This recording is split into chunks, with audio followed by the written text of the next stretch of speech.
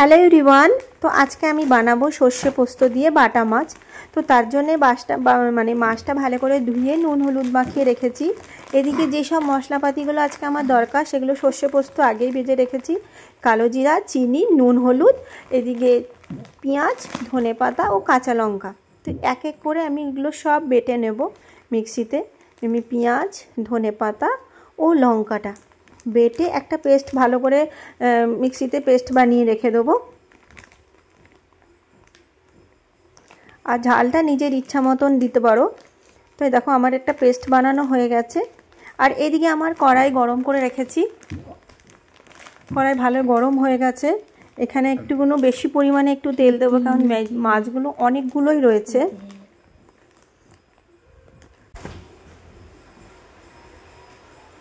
তো কড়াইতে একটু বেশি পরিমাণে একটু তেল দিয়ে মাছগুলোকে ভালো করে ভেজে নেব।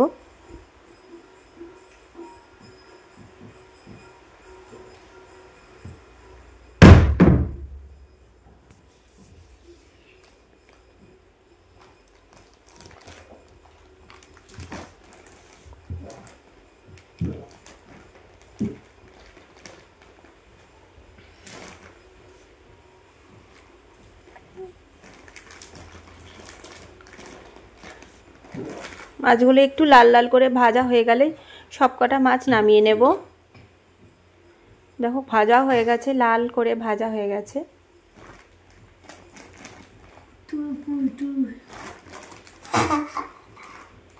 আর বাদ বাকি মাছগুলো সব একসাথে নিয়ে ভেজে ফেলেছি। তো আমার এইদিকে মাছ ভাজা হয়ে গেছে।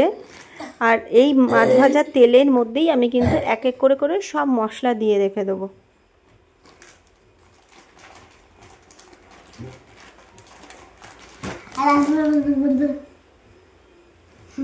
তো এই মাছ ভাজার তেলেই আমি কিন্তু কালো জিরে আর কাঁচা লঙ্কা ফোড়ন দিলাম।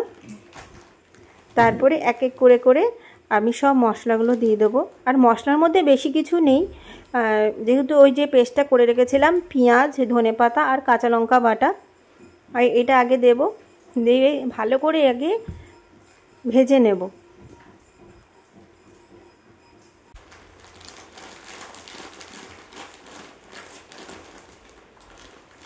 এটা ভালো করে আগে ভেজে নেব। একটু নুন আর হলুদটাও দিয়ে দেবো সাথে,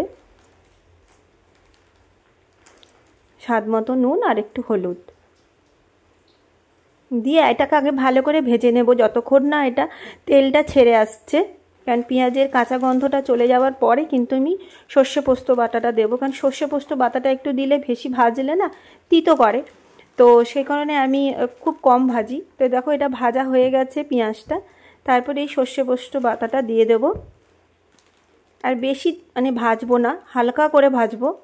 হালকা করে ভাজা হয়ে গেলেই এর মধ্যে একটু জল দিয়ে দেব।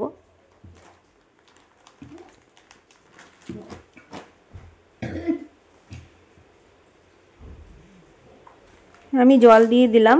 তো এবারে ফুটে আসলে এক এক করে মাছগুলো আমি দিয়ে দেবো।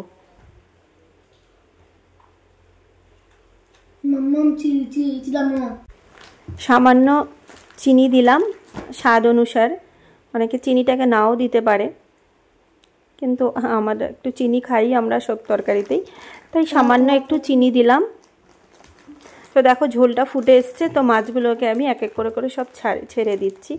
একটু ঝোলটা ফুটে গেলেই মাছগুলো একটু নরম হয়ে গেলেই কিন্তু নামিয়ে নেব।